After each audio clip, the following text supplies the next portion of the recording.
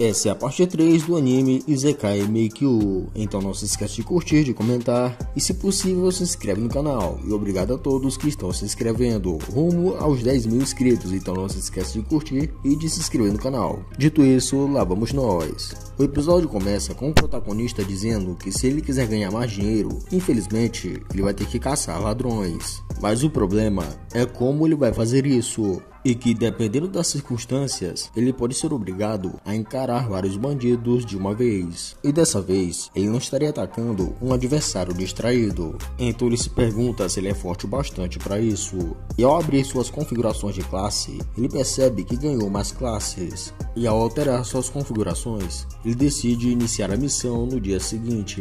E faltam apenas 3 dias para ele comprar a Roxane. Então ele precisa completar essa missão o mais rápido possível. Então ele começa a usar seu identificador para localizar os ladrões, mas ao olhar em volta, ele não encontra nenhum.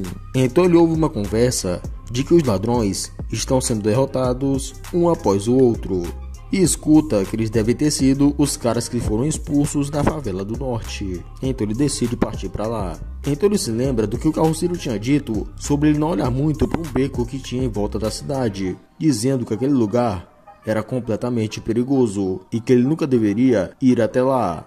Mas é exatamente isso que ele vai fazer. Então, usando seu teleporte, ele chega na favela. E ao chegar lá, ele percebe que o lugar fede bastante e que é um local completamente abandonado. Então ele usa seu identificador para tentar achar alguns ladrões. E ao olhar em volta, ele percebe que os bandidos são espertos o bastante para não ficar se expondo em plena luz do dia. E por não aguentar o mau cheiro e perceber que não vai encontrar nada lá, ele decide sair de lá e voltar somente à noite. E ele percebe que também não se sente mais tão para baixo depois de usar o teleporte várias e várias vezes. E isso deve ser graças aos níveis que ele ganhou durante aquela luta. Então ele deve conseguir lidar com os ladrões caso aconteça algo pior. Então ao anoitecer, ele decide iniciar a sua exploração. Então ao sair, ele consegue uma lanterna emprestada com o senhorio da casa, só que ela não é boa o bastante para iluminar todo o lugar, só apenas em volta dele. E ao caminhar pela cidade, ele começa a procurar algo diferente que ele não tenha visto. Então ele usa o seu identificador, só que novamente ele não encontra nenhum bandido, já que ele pensava que eles estariam por ali à noite. Então ele acaba se deparando com o bairro da Luz Vermelha e percebe que à noite lá é completamente diferente, que as coisas que são oferecidas são, digamos, umas programadoras bem diferenciadas. E ao passar por lá, ele começa a se sentir meio tentado, só que ele começa a pensar na Roxane e que ela é seu objetivo principal. E enquanto ele observa o lugar, ele acaba vendo um homem meio suspeito. Então ele usa o seu identificador e percebe que ele é um ladrão. Então ele decide segui-lo. E ao ver que ele está se afastando da cidade, ele percebe que ele está indo em direção à favela. Então ele começa a segui-lo. E ao chegar na favela, ele estranha por não ter nenhum ladrão por perto. Mas ao olhar em volta, ele vê um grupo de pessoas. E usando seu identificador, ele percebe que todos eles são ladrões. E se eles provavelmente estão protegendo do lado de fora, dentro daquela casa deve estar cheio de ladrões. Então ele usa o teleporte para se aproximar. E ao chegar perto deles, eles ouvem o nome Hugo, dizendo que eles têm que agradecer a ele. E ele lembra que esse era o chefe dos bandidos que ele matou. E isso significa que ele é um dos bandidos que foi expulso da cidade. Então ele decide investigar um pouco mais de perto. E agora faltam apenas 2 dias para a compra da Roxane. Então no dia seguinte, ele fala que já entende mais ou menos como aquela cidade funciona à noite. De que já que como as pessoas fecham suas lojas mais cedo para ir na Luz Vermelha, é nessa hora que os ladrões aparecem, patrulhando a cidade ou causando confusão em algum dos bares. E mesmo sendo ladrões, eles devem ter grupos e territórios. E o cara que estava basicamente parado no mesmo lugar ontem à noite é um deles. Então essa deve ser a área dele. Então mesmo se ele caçasse o grupo, os outros grupos não veriam problema e não iriam atrás dele. E como os grupos evitam interagir entre si, esse plano deve dar certo. E ao chegar no seu alojamento, o senhorio fala que ele pode jantar por conta da casa. E enquanto isso, ele pergunta sobre os homicídios que aconteceram, e o senhorio fala que foi uma disputa de poder entre ladrões que vivem nas favelas da cidade. Então ele fala que ouviu falar que aquilo foi uma vingança. Então ele fala dizendo que aquilo fica só entre eles, mas aquilo tudo foi uma balela, que na verdade, há um tempo atrás, houve uma mudança de liderança no grupo, e depois de uma disputa pela sucessão, a facção derrotada foi expulsa da cidade, e os homens que foram mortos eram bandidos que venceram a disputa pela sucessão e continuaram na cidade. Só que eles estão sendo visados por outros grupos também.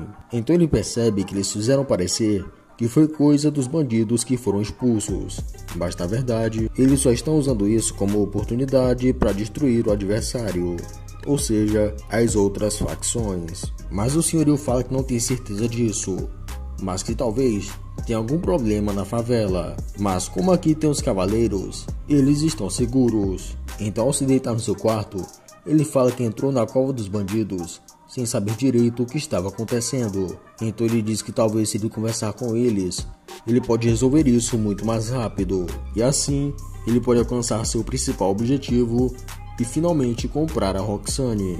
Então, chegado o dia do plano, ele coloca tudo em prática e leva consigo a bandana do líder dos bandidos que ele tinha matado, para assim poder usar como moeda de troca. E ele também leva sua espada caso seja necessário. E provavelmente vai. E agora falta apenas um dia para o prazo terminar. Então ele parte até a favela. E chegando lá, ele já vai direto conversar com um dos ladrões. E se aproximando dele, ele fala que só quer fazer uma pergunta. E bota na mão do bolso, ele tira a bandana do chefe dos ladrões, perguntando se ele sabe o que é aquilo. E bem surpreso, o ladrão parece conhecer. E ele fala que se ele der a informação que ele quer, ele vai vender ela por uma moeda de ouro. Então o bandido pergunta o que ele quer saber. Então ele percebe que é verdade, que os bandidos realmente valem de 10 a 20 mil nars. Então ele pede para que ele fale sobre o Hugo. E ele fala que parece que ele foi morto. E ele pede para ele falar mais sobre isso. Então o bandido pede para ele esperar um pouco ali. E ao espiar, ele percebe que ele abriu uma porta onde os bandidos devem estar. Então ele guarda essa informação, já que vai ser muito útil mais tarde. E voltando até ele fala que o chefe deles também conhecia o Hugo e diz que ele está dormindo, mas ele pode falar com ele depois. E também fala que o dinheiro está em seu quarto e diz que eles podem ir até lá buscar enquanto eles conversam. Então ele segue o bandido. E ao entrar no quarto, o bandido pede para que ele confirme mesmo que aquela bandana é uma bandana de ladrão. Então ele puxa e mostra para ele. Mas antes que ele pudesse fazer qualquer coisa, o bandido parte para cima, só que ele consegue esquivar antes. Então o bandido fala que há pouco tempo houve uma disputa pela sucessão e que o Hugo deveria assumir. Só que outras facções se reuniram e expulsaram ele da cidade. Então ele ouviu um boato de que Hugo foi atacar uma vila e acabou sendo morto. Então o bandido fala que não adianta ele tentar fugir, já que ninguém viu que ele trouxe ele pra dentro. E ele fala que não sabe aonde ele conseguiu isso, mas com uma bandana de ladrão, ele pode trabalhar ainda melhor. Então ele manda ele dar a bandana pra ele. Então o protagonista fala que já imaginava que esse era o seu objetivo desde o começo. Então o bandido ameaça atacá-lo, então não tem nada que ele possa fazer. Então o prota pega a bandana e joga em cima de uma das velas. E desesperado, o bandido corre para pegar. Só que antes que ele pudesse pegar a bandana, ele saca sua espada e o golpeia, o perfurando e o matando. Então ele se aproxima dele e corta sua mão, para que assim ele possa conseguir pegar o seu cartão e vender depois. Então ele entra no outro quarto e ao usar o identificador, ele vê que tem 2 atrás e 2 na frente. Então ele vai até os que estão na frente primeiro e os mata. E já que o nível deles não é tão alto, isso não vai dar muito trabalho. E se aproximando lentamente do bandido, ele cobre sua cabeça e usando sua espada, ele corta o seu pescoço, o matando na hora. E baseando no nível que o bandido tem, ele deve valer uma boa recompensa. Então ele continua atacando os outros bandidos, os matando um a um. Só que ao derrubar um deles, a mulher acaba fazendo barulho, então a outra acaba acordando. E sem ter muita escolha, ele parte para cima, a matando também. Então o último bandido acorda e percebe que sua casa está sendo atacada, mas sem enxergar nada, ele pega sua espada e balança tentando acertar a pessoa que está atacando, mas sem muito sucesso. Mas já que o protagonista não quer chamar muita atenção, ele usa o seu teleporte e diz que se ele pensar que ele ainda está dentro do quarto, ele pode sair e chamar os amigos. Então ele precisa ajustar os seus movimentos com o da porta para que assim ele não erre. E na hora que o ladrão abre a porta, ele acerta em cheio o seu coração, o matando na hora. Então ele começa a ouvir passos de fora da casa, e agora vai ser mais difícil dele pegar a mão da ladra. Então, como ele já tem 3 mãos de bandido, ele decide sair de lá, já que está ficando arriscado demais. Então ele se teleporta para dentro do labirinto. Só que ao chegar lá, ele acaba gastando todo o seu HP, e isso acaba deixando ele bem depressivo, pensando em tudo que ele acabou de fazer. Então ele decide matar alguns monstros para se recuperar. E mais tarde, ele faz a coleta dos identificadores dos ladrões que ele matou. Mas ainda assim, aquela sensação ruim que ele estava sentindo não passou. Ele ainda continua pensando nas coisas que ele fez com aqueles ladrões. Então ele fala para si mesmo que neste mundo, matar bandidos não deveria ser nada demais, já que este mundo é completamente diferente do que ele estava. Não existe polícia e nem direitos humanos para se proteger. E ao chegar em casa, ele acha que os bandidos não vão fazer alarde sobre isso, já que se vazar que os chefes foram mortos, os outros grupos podem ir atrás dos que sobraram. Só que agora, ele quer saber como ele vai conseguir trocar isso por dinheiro, já que se ele levar mais desses, ele vai acabar chamando a atenção dos cavaleiros.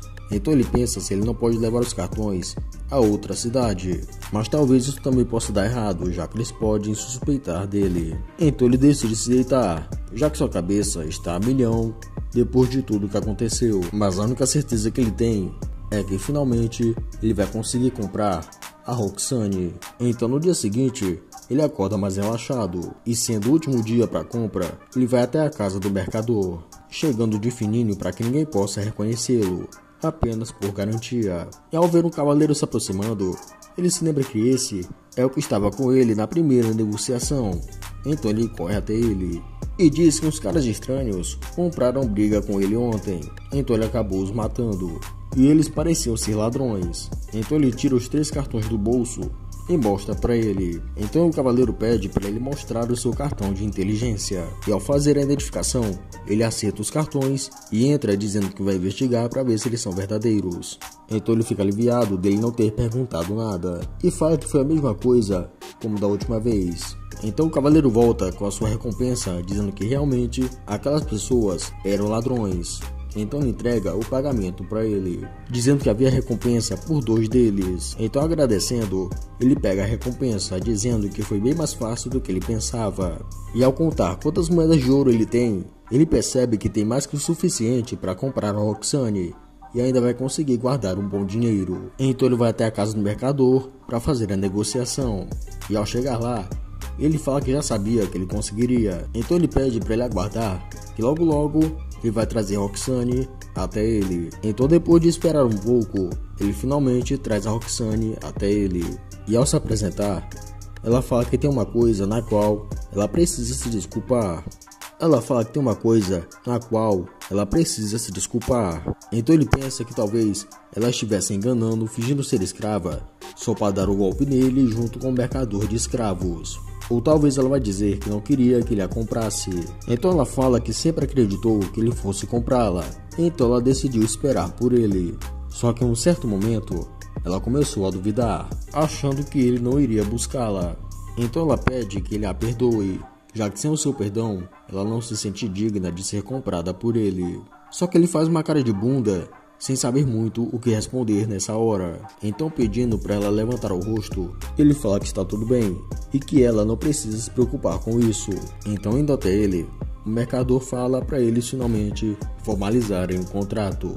Então pede para que eles mostrem os seus cartões de inteligência. E enquanto isso, o protagonista fala que também teve um momento que ele achou que deveria desistir da Roxane. Então, com relação a isso, eles estão quites. Só que ele também não fez isso. Então ele acha que eles estão quites. Então o mercador fala que o contrato finalmente está formado. Então ele pede para que eles confirmem os cartões de inteligência um do outro. Então ele percebe que o vendedor de escravos não era nenhum golpista. E ao olhar no seu cartão, ele percebe que sua classe se tornou a de explorador.